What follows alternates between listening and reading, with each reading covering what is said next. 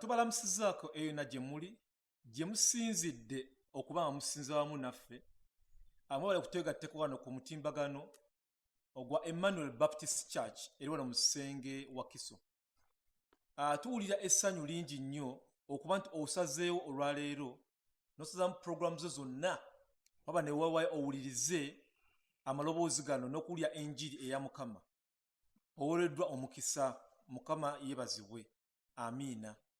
Akati ntwala akakisa kano okubajjukiza nti enkuŋŋaana zaffe zaakyuka olw'ekirwadde kya COVID. Akati kye tukola samuli zaffe nti enjiri yonna ebuuliddwa tugirekodinga tugiteera ku maflashes. Oba osobola okugenda ku mutimbagano ogwa YouTube n'onyigamu EBC Senge ojja sobola okulaba omubuulizi byonna byadde abuulira okuva twatandika COVID eno. Kijja kuyamba okuba nga obadde n'obadde ozimiisinze kweziri nnyingi zonna twali tubuuliranga so zigoberera Mukama ajja kuluŋŋamya. Amiina. Kaakati kantwala akakisa kano okubajjukiza nti ekirwadde kye tuliko kitta era nga mbajjukiza sijja kuwa kubajjukiza okwambalanga masiki ng'oduse mu bifo by'olukale. Weewale ennyo okukwata ku bifo ng'ennyindo, ebifo ebyo ng'emimwa, ebifo ebyo bikosa nnyo nga President bwe yayogera mu speech ye mujjukira bulungi. Era tubasaba mugubire amateeka gonna aga gavumenti. Abaana tumanyi kati bali waka era tusaba bane mubakuume bulungi nnyo, tubeetaga mwenna nga muli balamu. Era ekigambo kino tekisobola kibuulira muntu nga si mulamu. Twetaaga kuba nga oli mulamu yonna gy'oli osigale nga oliisa omwoyo go. Amiina. Kakati kantwala akakisa kano okubasabirako nga Mukama wanuŋŋamizza. Mukama tukwebaza olwa saavisi yaffe eya leero. Mukama tukwebaza okuba nga mu butuufu tuyita mu bizibu bingi ne tusazeewo okudduka eri ggwe Mukama okumanya nti oli wa muwendo okusinga byonna Mukama. Era Mukama ng'oyiga mu kitabo kyo ekya Zabbuli essuula 119 ng'ogamba nti omusana ekigambo kyo ke kibeere ekitangala eri ebigere byaffe era kibeere omusana eri entambula yaffe Mukama. Era muga tugasizza ku kino nti ekigambo kyo kye kisinga mu byonna bye tulowooza Mukama. Era nga Mukama tusaba tube nga tusobola okujjukira nti tujja kwekwata ng'eri ggwe mu mbeera yonna gye tulimu. Nga tulina abalwadde mu mbeera eno Mukama tujja kwekwata. Nga tuyita mu njala yonna Mukama tugenda kwekwata kuba tulabyeko Mukama bw'oyisiza mu bizibu nnyo ntule ku Job wamuyisa mu bizibu byonna Mukama. Yalina okukkiriza gy'oli Mukama. Era naffe tusaba Mukama okukkiriza okugana tuvangako Mukama ne tuba tuyise mu bizibu Mukama. Tumanye Mukama nti abalwadde gye bali Mukama tusaba Mukama obawonye Mukama. Mukama tusaba ekigambo kino kye tubuulira Mukama kigende kukoma mu bbanga wano Mukama naye kiyingire mu bulamu bwaffe era kikyuse obulamu bwaffe yonna gye tutambulira Mukama. Byonna mbisabye mu linnya erya Yesu omutukuvu. Amiina. Kakati nga tugera mu kigambo kyaffe mbanja akakisa kano tuyite tufumitirize ku luyimba luno olwa Judith Abiri olugamba nti naasinzanga. Oluwaddembe okuyimba wamu naffe kijja kuyisa bulungi.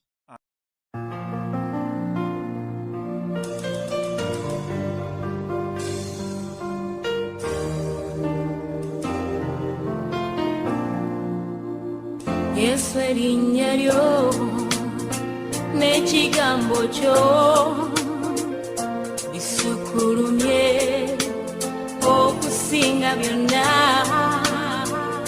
Bakabaka b'ensi bavuunama we bawulira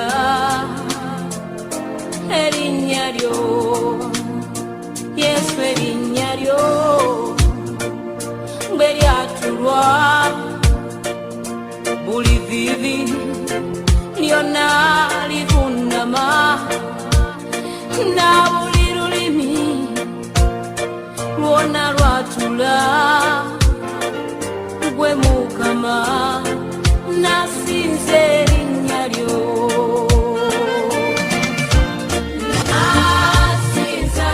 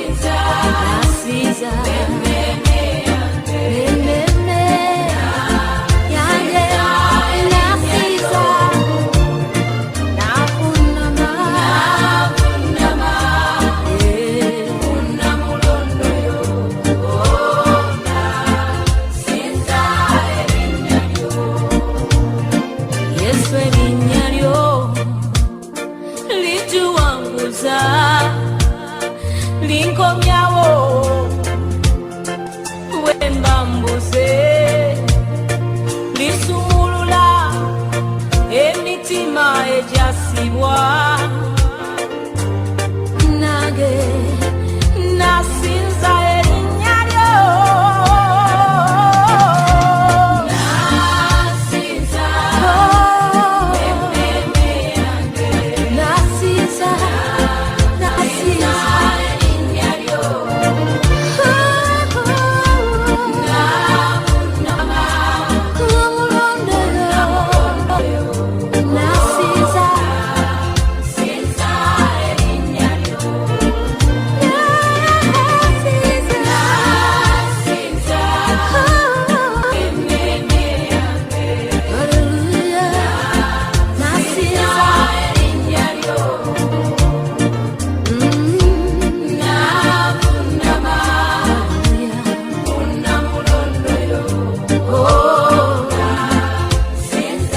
erinnya lyo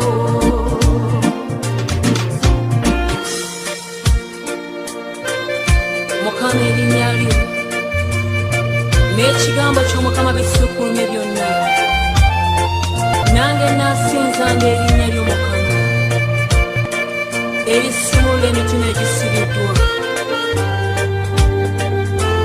taata erinnya lisinga amannya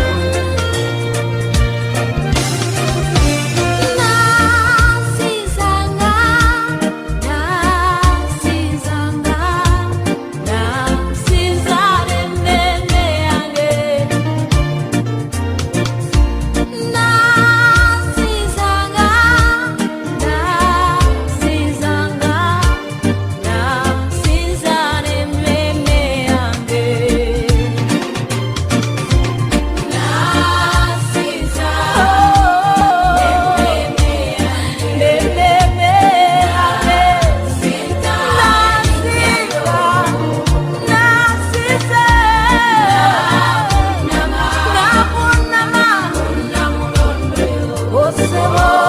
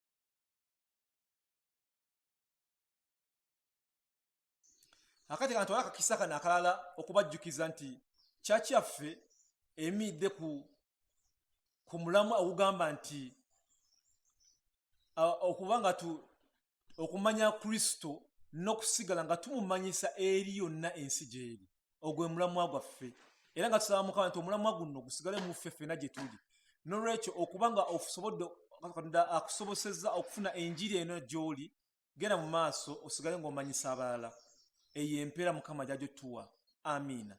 Kakati kantwala akakisa kano okuba nti enjiri yaffe olwaleero egenda kubuulirwa okuva mu kitabo kya Zabbuli okuva mu ssuula 34 ngenda soma olunyiri ku lunyiriri paka ssuula yonna weggwako era ekigambo kya Mukama kigamba bwe kiti bwe yeefuula okuba omugu w'eddalu mu maaso ga Abamereki oluvannyuma eyamugoba era naye n'amuviira naagulumizanga Mukama buli kiseera akamwa kange kanaamutenderezanga bulijjo. Omwoyo gwange guneenyumirizanga mu Mukama. Ababonyezaabonyezebwa bawulira bajaguzenga. Kale tutendereze Mukama, ffenna tugulumizenga erinnya lye. N'anoonya Mukama n'annyanukula, n'amalamu okutya kwonna. Abamwesiga banaajjulanga essanyu era tebaswalenga. Omunaku ono yakoowoola Mukama n'amwanukula, n'amumalako ebyali bimuteganya byonna. Malayika wa Mukama yeebungulula abo abatya Mukama n'abawonya. Mulegeeko mulabe nga Mukama bw'ali omulungi.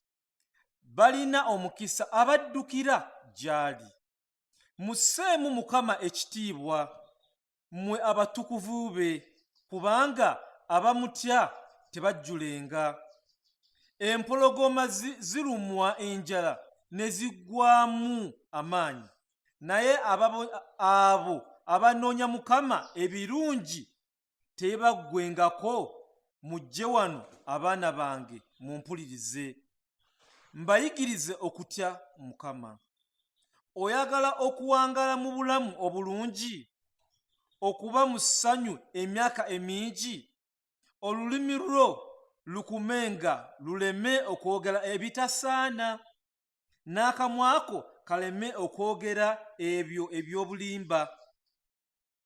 Lekeraawo okukola ebibi, okolenga ebirungi.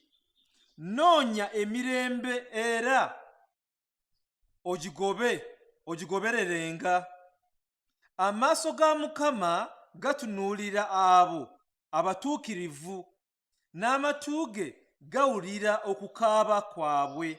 Mukama amaliridde okumalawo abakola ebibi, okubasaanyizaawo ddala n'obutaddayo kujjukirwa ku nsi.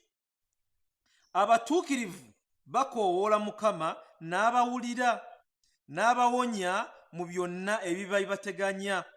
Mukama abeera kumpi n'abalina emitima egimenyese, era alokola abo abalina emyoyo egyennyise. Omuntu omutuukirivu ayinza n'okuba n'ebizibu bingi, naye byonna Mukama abimuyisaamu. Amagumba ge gonna Mukama agakuuma, n'ewatabaawo na limu limenyeka. Ekibi kiritta abakola ebibi, n'abalabe b'abatuukirivu balibonyerezebwa. Mukama anunula abaweereza be, so tewali n'omu ku abo abaddukira gy'ali alibonerezebwa. Akati kantwala akakisa kano okwaniriza musumba waffe Joseph Matovu okutuyisa mu kigambo kino. Mukama amuluŋŋamye. Amiina. Kanegatte ku muganda wange Bashir abaniriza mu saavisi eno, anaatukulembera paka wano. Naye nga mbategeeza nti leero tetugenda kugenda mu Matayo, wabula tugenda kuvaayoko tudde mu Zabbuli 34 mu ngeri y'okwezaamu amaanyi mu kaseera kano akazibu ke tuyitamu aka COVID-19. Naye nga sinabuulira, kammale nzije mu maaso ga Katonda nsabe. Mukama, tusaba otunyweze mu mitima gyaffe okuyita mu kigambo kyo. Mukama, tusaba otulage obwesigwa bwo, era tumanye nti gwe Katonda tusobola okwesiga. Tuyambe tukumanye, era tuyambe tukulabe mu kigambo kyo. Tusaba omwoyo watulambike mu kukitegeera era ne mu kukikisa mu nkola. Mu linnya lya Yesu tusabye, amiina. Akadde kabadde kazibu nnyo ke tuyiseemu okuva 2019. COVID bwe bagamba nti ensi yonna etandise okufuna obuzibu. Wano mu Uganda mu March twatandika okulaba nga baggalawo ebintu bingi, so abantu ne bayita mu kutya oba mu kuyita mu buzibu obw'enjawulo. Ate ng'olaba kati ne mu mwaka guno 2021 tukyayita mu buzibu obw'amaanyi. Abantu abamu emirimu gyabwe giweddewo, abalala tebakyalina we basobola kubeera, balandiroodi bababanja, abamu bizinesi zaabwe zifudde olw'obuzibu bwa COVID. Amawanga gaffe agamu tegakyalina ssente zimala, abamu essuubi balirina mu gavumenti kyeyinza obbakolera, naye ate olumu ekyentiisa kiri nti olinda n'olinda n'emitwalo egyo 10 gye tulinze nagyo tomanyi oba ginajja oba tegijje. Tuli mu kaseera ak'okutya okufa olw'ekirwadde ekya COVID engeri gye kisenseramu. Kyekyo lwaki olaba gavumenti n'eyaffe wano nnyingi, n'eyaffe wano zitandise okuggalaggalawo, okuteeka abantu mu muggalo. Olwonna tuli mu mbeera ey'okutya. Naye yinza okwebuuza, mu mbeera eno ey'okutya nyinza kukola ntya nze ng'omuntu? Abamu essuubi baliteeka ewalala ku magezi gaabwe, ku bintu ebirala. Naye leero tugenda kulaba omuntu omu, Dawudi, engeri gye yalabamu okutya kwe oba okutya bwe kwamujjira. Tugenda kutunula mu Zabbuli eya 34. Etandika ng'etulaga nti nti eno Zabbuli ya Dawudi bwe yeefuula okuba omuguwa eddalu mu maaso g'Abameriki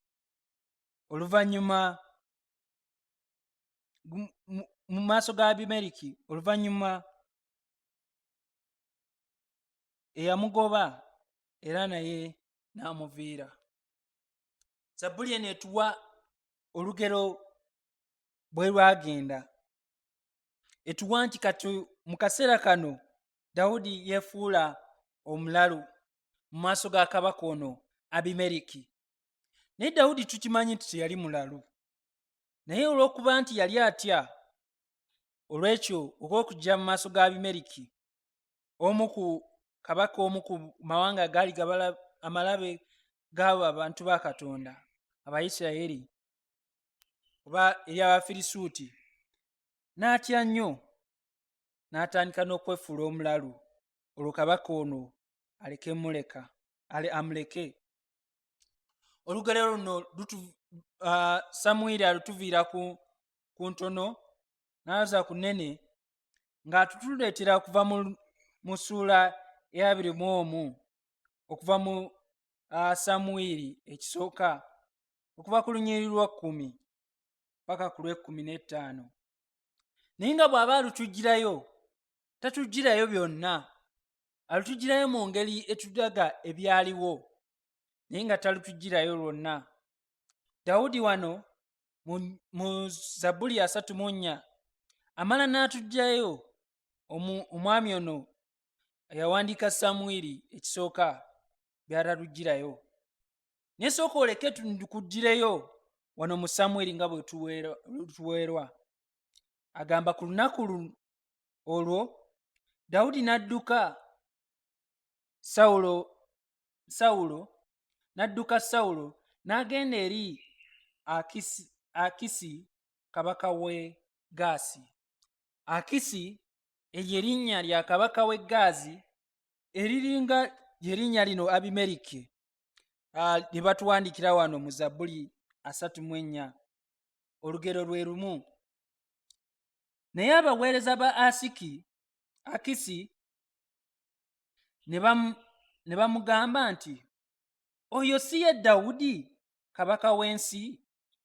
Si ggwe bayimbako nga bazina nga bagera bagamba nti Sawulo asaze 10 ne Dawudi emitwalo gye?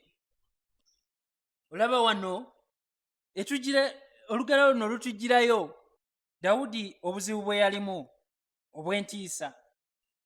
Sawulo yali awulidde nti Dawudi erinnya lye litandise okututumuka, nga batandise n'omuvuulamu ennyimba nga bamuyimbako, nga bagamba nti newankubadde Sawulo yatta 10,000 naye ye Dawudi yattanga 1,000,000 nga Katonda yamusobosezza. So obujja ne bukwata Sawulo ono n'ayagala okutta Dawudi. Na bwe kityo Dawudi n'alabulwa nga Sawulo tannama muggwako mutuukako. Olukwe lwa Sawulo ne lumutuusibwako mutabani wa Sawulo, Yonasaani mukwano gwa Dawudi, eyamwagala kuba yali atya Katonda. So Yonasaani bw'amulabula, Dawudi n'adduka okwetaasa obulabe mu kutya obwali busobola okumutuusibwako Sawulo. Naye okumanya Dawudi yali atidde nnyo, ate okudduka yadduka ate mu mawanga agaali amawanga g'abalabe ba Isirayiri. Ddaba agenze mu Gaasi. Kiringanga bw'oteebereza nti omubbi bamugoba, naye ate bwe bamugoba nga waliwo abagala omukuba omutta, nga bwe tulaba wano engeri gye bayisaamu ababbi mu ggwanga lyaffe, ate n'addukira mu mikono gya poliisi, nga bano abamukubisa emayinja n'emiggo okujula okumutta, alaba ng'ate poliisi egenda omusiba naye emukubeekube ku miggo, ng'ate poliisi yeesinga. Naye wano Dawudi ate yali adduka nga kisingako alinganga adduka poliisi ate okugwa mu bano abagenda okumutta. Nabwe kityo kino ekintu kyali kyantiisa nnyo. Olunyiriri 12 mu Samwiri 21 ekisooka agamba bw'ati, Dawudi n'akuuma ebigambo eby'omu mutima gwe. Ebigambo bino bye baali bayogera nti Sawulo asse 10,000 ne Dawudi 1,000,000 gye, nga bagamba bino mu maaso ga kabaka ono. Kabaka yali tamanyi Dawudi oba yali mulabe wa Isirayiri Dawudi gye yali ava. Kyeyava Dawudi yeefuula omulalu mu maaso gaabwe, n'abanga agudde eddalu, n'awandiika ebitategeerekeka ku wankaaki, era bw'akulukusa amalusu ku birevu bye. Dawudi yali mu kutya wano, ne yeefuula omulalu mu maaso ga bakabaka bano. Bwe yafumiitiriza ku bigambo bye baali bamwogerako, n'agamba, naye omanyi wano wafiira nga bw'ogamba wafiira muloge, naye ye wano yagamba nedda, kati kano kaneefuula omulalu bano basobole okunta. Era Dawudi n'atandika okuwandiika ebintu ebitagerekeka ku nzigi. Weewaawo wandirowoozezza nti omuntu omutegeevu awandiika ku lubaawo oba afunayo tugambe ng'olupapula, naye si ku nzigi. Era omuntu bw'omulaba nga awandiika ku nzigi oba ku wankaaki w'enzigi, oyinza okugamba nti oyo mulalu. Ate n'akulukutakulukutta agalusu, naye oyinza okugamba waliwo ekikyamu ekimuliko. Na bwe kityo Akisi kabaka ono n'agamba abaweereza be, mulabe omusajja mulalu, lwaki mumuteetedde? Mbuliddwa abalalu n'okuleeta ne mundeetera omusajja ono okukola ebifaanana bwe biti mu maaso gange? Omusajja ono asaana kujja mu nnyumba yange. Bwe kityo ne bamuggya mu nnyumba. Bw'atyo Dawudi bw'awona okufa mu mikono gy'abalabe ba Isirayiri, mu maaso ga kabaka ono yali asobola okulagira bamutte. Olwo olugero bw'oba oluwulidde oyinza okulowooza nti Dawudi bw'abanga alwogerako yandyogedde nga yeewaanawaana nti olaba neefuula omugezi ne neefuula omulalu nsobole okudduka kabaka ono. naye zabbuli eno eya 34 etugirayo ekiri ku mutima gwa Dawudi, ate nga byatubuulira abitubuulira ng'alinga ajjayo ebyafaayo by'olugero olwo oba ebyaliwo mu lugero olwo. Kanjikuddiremu nga bw'agitandika wano mu gundi, n'agamba nti zabbuli eya 34 ya Dawudi bwe yeefuula okuba omuguwa eddalu mu maaso g'Abameriki oluvannyuma eyamugoba era naye n'amuviira.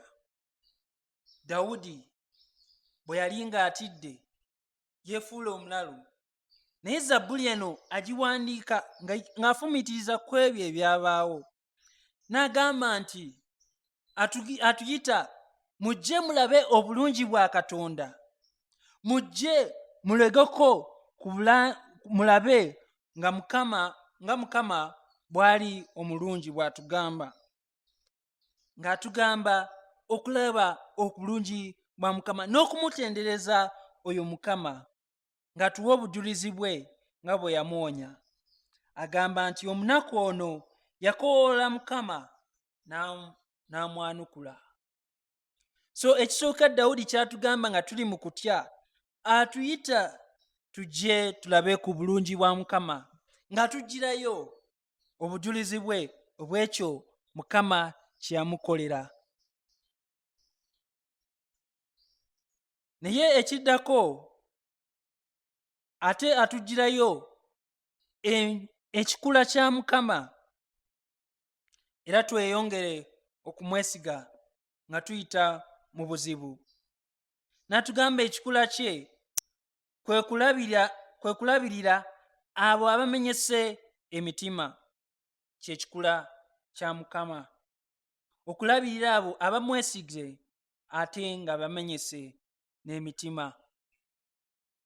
So ebintu bibiri Dawudi atuyita okwesiga Mukama ku lw'obujulizi bwe bw'atuwa, n'okumwesiga Mukama ku lw'ekikula kye. Ebyo nga tugenda biraba mu zabbuli eno gye tulaba. Ekisooka katulabe nga Dawudi atuyita okuloza ku bulungi bwa Mukama ng'atuwa obujulizi bwe. Okuva mu lunyiriri olusooka paka ku lw'ekkumi, Dawudi agamba bw'ati: nnaagulumizanga Mukama buli kiseera, akamwa kange kanaamutenderezanga bulijjo, omwoyo gwange guneenyumirizanga mu Mukama. Abo ababonyaabonyezebwa bawulire bajaguzenga. Kale tutendereze Mukama ffenna tugulumizenga erinnya lye. Dawudi wana ayingira ng'atandika kutendereza Mukama, n'agamba nti naamutenderezanga buli kiseera, mu kiseera eky'okwesiima ne mu kiseera eky'okutya nga ndi mu buzibu. Mu buli kiseera nnaatenderezanga era nnaagumirizanga Mukama. Akamwa kange bw'agamba tekalekerawo okumugulumizanga bulijjo. Dawudi kino kyawulira mu mutima gwe ng'ajjukira Mukama kye yamukolera. N'agamba omwoyo gwange guneenyumirizanga mu Mukama. Osanga nga bwe twasomye wali yandibadde yeenyumiriza mu magezi ge. N'agamba nti naye nze kyensazewo kwenyumiriza mu Mukama. Tewali kirala kyonna kimusingira Mukama, kuba Mukama amanyi nti yamuwonya obulabe obwo. Alinga ng'amanyi nti obwongo bwa kabaka oba amagezi ga kabaka Mukama yagayinako obuyinza, yasobola okukyusa emitima gy'abakabaka nga zabbuli oba endala bwe zitugamba nti Mukama yekka yalina obuyinza obwo okukyusa emitima gya kabaka. Era amanyi nti ne bwankubadde yawona okugwa mu bulabe okuttibwa ono kabaka, tekyali nti ye yennyini ye yali yeekoze oba amagezi ge gamoonya wabula Mukama. Kyekyo lwaki agamba nti omwoyo gwange gunaagulumizanga Mukama, guneenyumirizanga Mukama bulijjo. Kagamba ti yeenyumiriza mu kintu kyonna. Era n'agamba nti ababonyaabonyezebwa bwe bawulira bino ebigambo baakuddizibwamu essanyu oba kujaguza nnyo. Nga bajaguza ani? Bajaguza Mukama. Kale na bwe kityo n'atuyita ffenna tumwegatteko mu kutendereza oba mu kugulumiza erinnya lya Mukama. Kati weebuuza lwaki atubuulira ebigambo bino? Na bwe kityo akitujjirayo mu lunyiriri olwokuna. Jangu nange olabe. Agamba nanoonya Mukama n'annyanukula.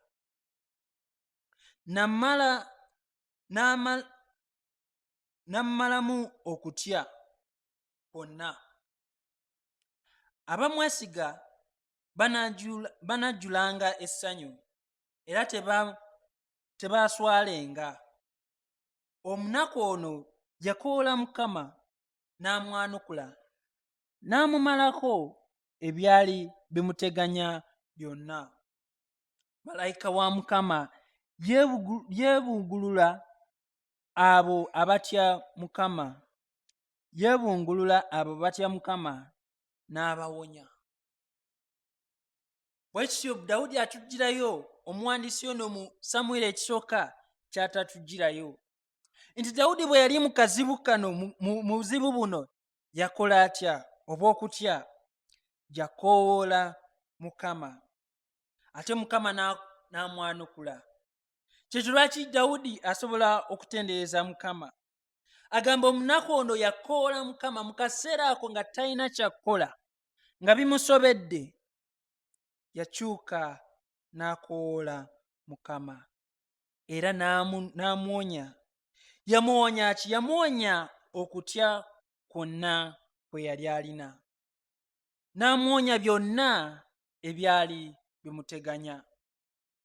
Era ng'akimanyi nti Mukama malayika we yeebungulula abo abatya Mukama n'abawonya.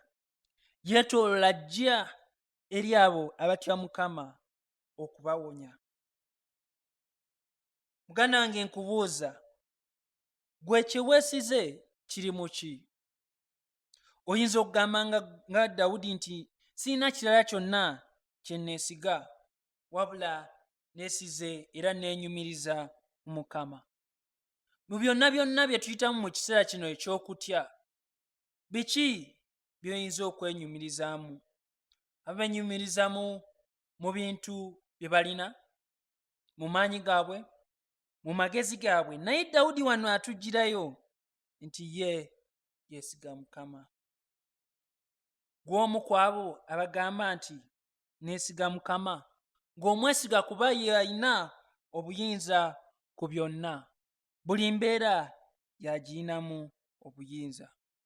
Oba gwamu ku abo abavumu abagamba nti nja kugulumizanga Mukama mu buli mbeera, ate nga kyekyo kye tusaanye okukola mu kaseera akangu ne mu kaseera akazibu, okumugulumiza, okusinza erinnya lye. Abamu ku ffe mu kiseera kino ekiyinza otutuukako kwe kumanya nti nga mpita mu mbeera enzibu, kale Mukama kammuse ebbali kuba alabika tafaayo gye ndi. Naye Dawudi wano atulaga nti bonna abalina okutya oba abali mu kweraliikirira oba abonyaabonyezebwa mu kiseera kyonna bandimwegasseeko mu kugulumiza Mukama. Lwaki? Kuba Mukama ayanukula essaala. Kuba Mukama yayanukula essaala ya Dawudi nga obujulizi bwe bugenda. Dawudi takomaawo, ebiseera bingi mu Zabbuli eno atuyita tumwegatteko.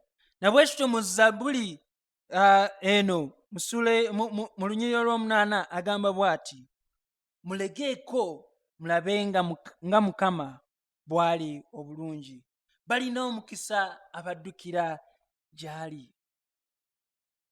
Abo bonna abaddukira eri Mukama balina omukisa, bajja kulaba obulungi bwe.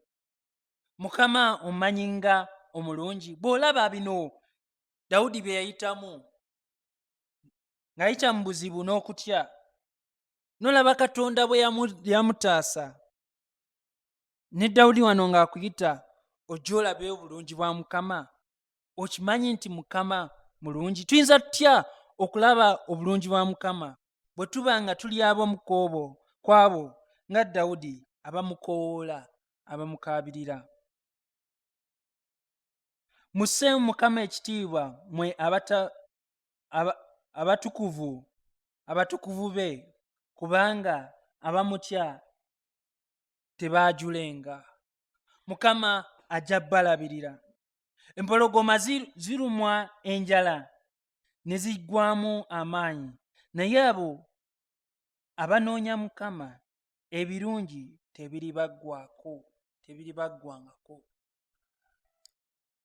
Dawudi amanyi nti Mukama mulungi era bonna abamukoowoola bajja kulaba balooze ku bulungi bwe. Tumukoowoola tutya? Tumukoowoola nga tuyita mu kusaba. Nabwe kityo nkuzaamu amaanyi muganda wange, bw'oba oyita mu buzibu bwonna, awantu abamu wooteerabirenga kudduka, kwe kudduka mu maaso ga Mukama, omwegayirire, omukaabirire ku lw'ekyo ky'oyitamu, olyoke oloze ku bulungi bwe.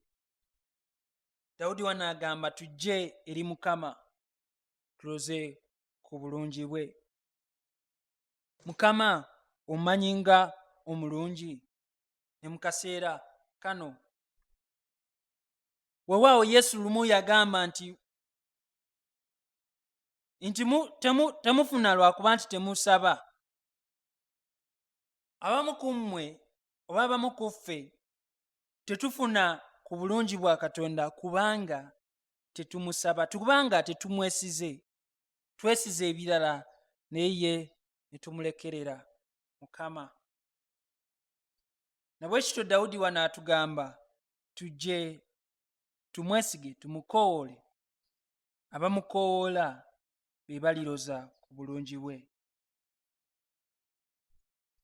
Abalala nga beesiga ebirala.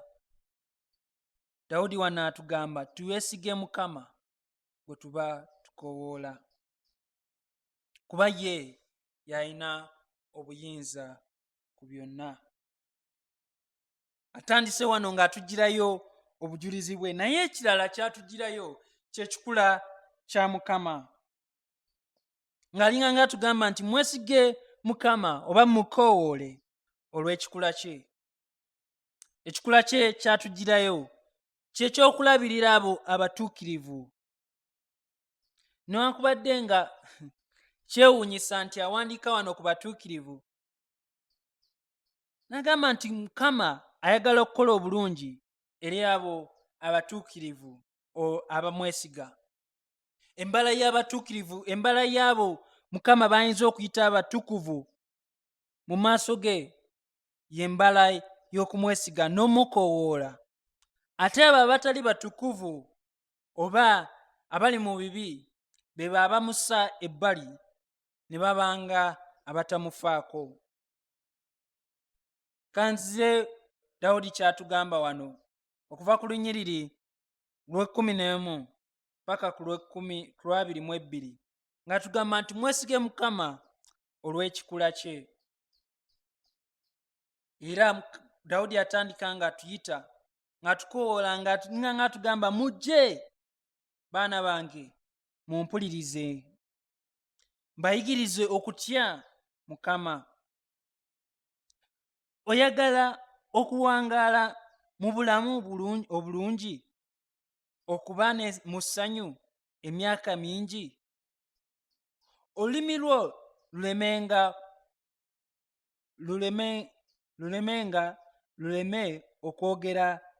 lukuumenga luleme okwogera ebitasaana, n'akamwa ko kaleme okwogera eby'obulimba. Lekeraawo okukola ebibi, okukola okole ebirungi, noonya emirembe era ogigobererenga. Dawudi wano kyasooka otuyita okukola mu kuyiga okutya Katonda kwe kwagala okukola ebyo ebisanyusa Katonda. Nga tugamba sooka omanye nti tolina kukola bubi mu maaso ga Katonda. Lekera okukola obubi, okole ebyo ebisanyusa Katonda ebirungi. Naye ate ekituufu kiri nti Dawudi ne bw'ayogera bino, ayogera era abantu ffenna nze naawe abasobola okulaba nti tuli batukuvu mu maaso ga Katonda. Naye ate ekikula kya Mukama kyatugirayo nti Katonda atunuliza amaaso ge eri abo abatuukirivu. Abatuukirivu batya? Nakyo kiva mu kukoowoola Mukama. Obutuukirivu bwaffe si bwa bikolwa byaffe, wabula buva mu kukoowoola Mukama oyo asasula aboonoonyi nga nze naawe. Dawudi kyava atugamba mu Nnyiriri 22 n'agamba Mukama anunula abaweereza be, so tewali n'omu ku bo kw'abo abaddu be abaddukira gy'ali alibonerezebwa. Laba kyasoose otugamba nti Mukama alokola, atulokola okuva mu bibi byaffe n'ebibi byeyinza okutuleetera, atulokola. Era n'ekimu ku kiyinza otulaga embala ya Mukama nti Mukama bw'atyo bwe yatulaga nti atwagala okuyita mu mwana we Yesu Kristo. Abaruumi ssuula 5 olunyiriri olw'omunaana ekitugirayo bulungi. Abaruumi ssuula 5 lunyiriri lwa 8 egamba nti kyokka Katonda alaga okwagala kwe gye tuli mu ngeri eno: bwe twali tukyali boonoonyi, Kristo n'atufiirira. Mu kufa kwa Kristo, Mukama alaga ekisa eri abanoonyi nga nze naawe, asobole otunaazaako ebibi era atuwe ekyo kye tutasobola kwetuusaako, obutuukirivu obuva gy'ali. N'omutima gwaffe n'agukyusa, n'atuwa omutima ogw'ennyama, n'atuggyako omutima omukakajafu ogutaagala kuweereza Mukama. Na bwe kityo ne tubanga wano Zabbuli kyetugamba bwe tugamba nti Mukama ayagala abo abaagala okukola obulungi, abaagala okukola ebyo ebimusanyusa. Na bwe kityo Yesu Mukama atandika n'atugamba nti ono ye mwana wange Yesu mwensanyukira era mumugobererenga oba mukkiririzeemu oba mumwesige. So kyekikula kya Katonda okulokola era n'okukola obulungi abo abamwesiga, okulokola abo abamukoowoola era n'okukola obulungi abo abamwesiga. Baayita abalokole, baayita naawe abatuukirivu, bassaako amaaso ge. Nga Dawudi wano bw'atugamba mu lunyiriri 15, amaaso ga Mukama gatunuulira abo abatuukirivu, n'amatu ge gawulira okukaaba kwabwe. Mukama amaaso ge agatunuuliza abo abali mu ye, baataddeko okwagala kwe okuyita mu Yesu. Si lwa butuukirivu bwabwe, naye olw'obutuukirivu obwo bw'abawa. Lwaki? Kubanga baamwesiga ne bamukoowoola, nga Yesu bw'agamba nti bonna abamukoowoola abasobola okubalokola. Bwe kityo wano Yesu Mukama agamba nti abo bennyini baayita abatuukirivu okuyita mu Yesu, amaaso ge gali ku bo, alinganga abalabirira. oli bw'agamba nti eriiso lyange terikuvuddeeko alinganga agamba nti nkulabirira, oluusi kiba kya busungu, naye kati wano Mukama abatunuuliza ekisa kye. N'amatu ge gayagala okuwulira okukaaba kwabwe, ayagala okuwulira bye bayitamu ajje abayambe. Naye ekyentiisa kiri nti Mukama amaliridde okumalawo abakola ebibi. Abakola ebibi nga tebamwesiga.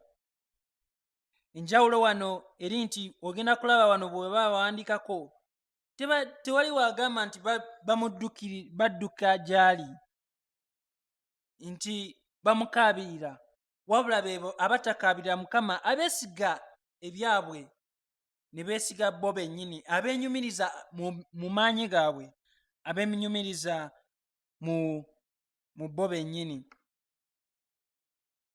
Olw'okuba tewali kitiibwa mu maanyi gaffe, ffe twenyumiriza mu Yesu. Mukama amaliridde okumalawo abakola ebibi, okubasaanyizaawo ddala n'obutaddayo kujjukirwa ku nsi. Obulamu obutaggwaawo, obulamu obulungi, obulamu obuwanvu buli mu kwesiga Mukama. Obulamu obutaggwaawo nga bwe twandikigambye buli mu kwesiga Mukama n'omwana we Yesu Kristo, gw'atulagiramu okwagala ffe aboonoonyi, n'atunaazaako ebibi, n'atufuula abatuukirivu, na bwe kityo tuleme kusaanyizibwawo ddala n'obutajjukirwa. Tulinganga abo be yawandiika mu kitabo kye eky'obulamu, alitujjukira ffe abamukaabirira. Nga nange weebuuze, gw'omu ku bamanyi ekikula kya Mukama eky'okuddukirira abo, okutaasa, okulokola abo abamukaabirira, naddala abakyuka ne bakkiriza mu mwana we Yesu Kristo, oyo gwe yayitamu otulokola? Oba nabwe kityo si bw'otyo bw'oli? Mukama wano atugirayo ng'atugamba, oba Dawudi wano atugirayo ng'atugamba nti Mukama amaaso ge gali ku abo abatuukirivu.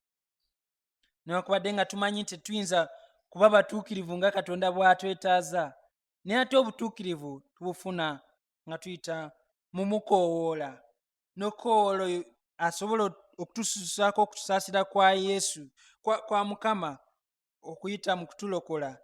Yesu yafiirira ebibi byaffe.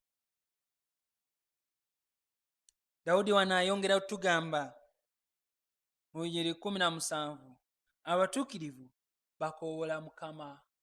Ate si komaawo ku ekyo, n'atugirayo ekikula kya Mukama nti Mukama abawulira n'abawonya mu byonna ebibateganya. Abakoowoola Mukama, abatuukirivu be abateesiga maanyi gaabwe, wabula ne bakoowoola Mukama, n'abawonya byonna ebibateganya, n'abagumya emitima. Mukama abeera kumpi n'abalina emitima egimenyese. Onyiriro 18 Dawudi bw'atugamba, era akola abo abalina emyoyo egimenyese, abakola obulungi. Alokola abo abalina emyoyo egimenyese.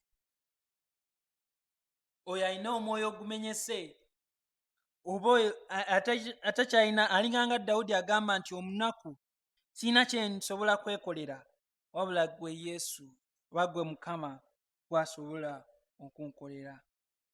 Abeera kumpi naddala n'abo abalina emitima egimenyese.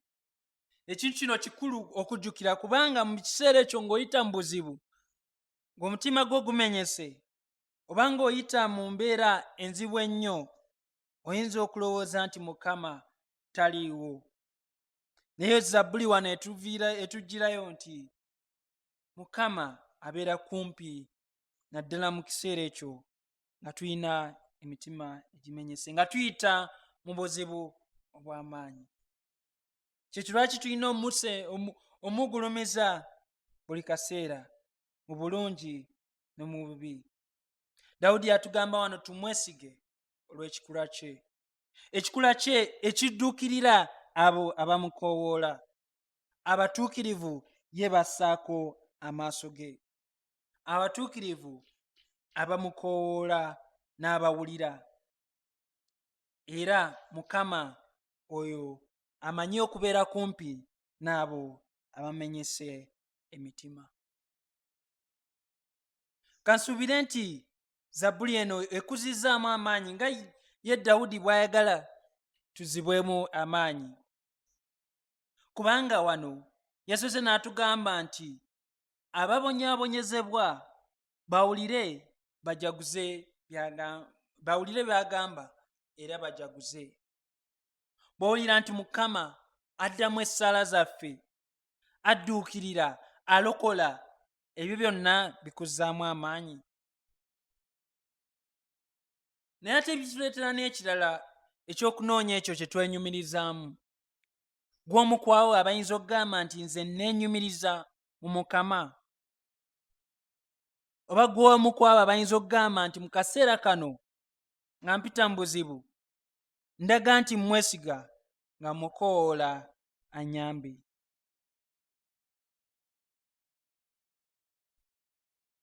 Mbadde nsaba nga tuyita mu kaseera kano ak'okutya muleme kwerabira kujjukira bintu bino, nti Mukama wa kisa era awuliriza abo era asseeyo omutima eri abo abamukoowoola. Naye ate amaaso ge eriiso ejjogi erifaayo ate alisinga litunuuliza abo abalokoleddwa, kuba Mukama anunula abaweereza be, so tewali n'omu ku bo abaddukira gy'ali alibonerezebwa. Obanga oli omu ku abo abatannaba kukkiriza mu Yesu ng'omulokozi wo, manya nti waliwo ekyenjawulo Mukama ky'akolera abo abali mu Yesu. Afaayo nnyo gye bali n'okusinga abalala abali mu nsi. Lwaki? Kubanga bamwesize. Gw'omu ku abo abeesize Yesu. Naye tolaba wano Dawudi atugirayo obujulizi bwe ng'ayogera ku Mukama ebintu eby'enjawulo bwe biti, so nti naffe tujja tumwesige. Gw'omu ku abo abeetegefu okubulira obulungi bwa Mukama n'obulokozi bwa Mukama eri abantu bonna, babutegeere basobole okuddukira gy'ali, naddala okuddukira Mukama nga bagondera ekyo kye yabagamba nti ono ye mwana wange Yesu Kristo, mumugobererenga. Gwe yeenyumirizaamu. Abeenyumiriza mu kukola ekyo Katonda kyabaagaza. Kansabe nga mmaliriza. Mukama tukwebaza nti oli mulungi, era Mukama tusaba nti ffenna tuloze ku bulungi bwo naddala mu kaseera kano ak'obuzibu. Mukama nsaba otubikkula emitima. Bwe tubadde tutekwesiga Mukama tujjukize okwesiga, okukoowoola, okukaabirira gwe alokola era addukirira abo abakoowoola.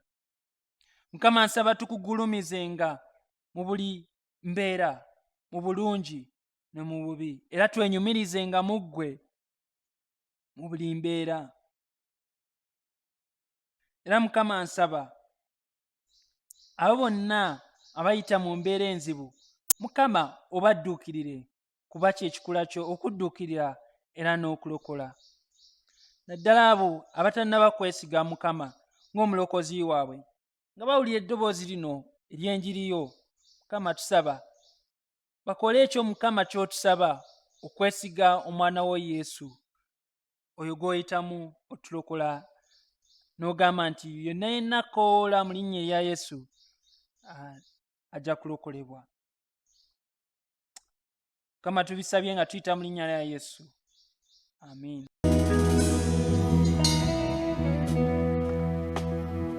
Wakulu tukuimusa ekitiibwa chamawanga Yesu tukuimusa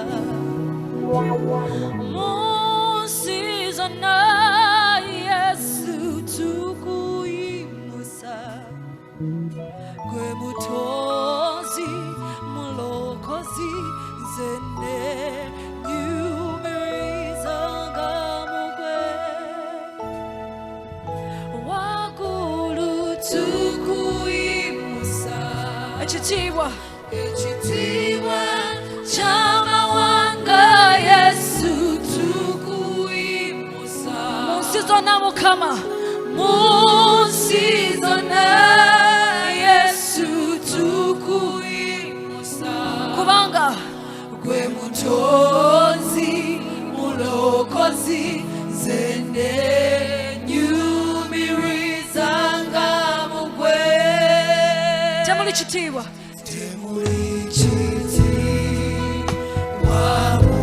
magezi gange yate amaanyi kulwangenzi mukama sigenda kwenyumiriza nedda muganga wange wabula naye nzende nyumirizanga mugwe n'olwekyo mukama wagulu tukuimusa ekitiibwa kya Uganda Yesu tukuimusa musizona Yesu tukuimusa kubanga mutozi mulokozi zende nyumirizanga mugwe n'abaana bange n'ennyumba yange wagulu ekitiibwa ky'amawanga Yesu tukuimusa musizona Yesu tukuimusa kuba mutozi mulokozi zende nyumirizanga mugwe wagulu tukuimusa mukama osaanire ekitiibwa ky'amawanga osaanire ekikolo kya Yesu n'agamba ekwata eryakwenkana mukama musizona Yesu tukuimusa mutozi mulokozi zende nyumirizanga mugwe kuba gwe mutozi mulokozi zende nyumirizanga mugwe kubanga gwe mutozi mulokozi zende nyumirizanga mugwe gwe mutozi mulokozi zende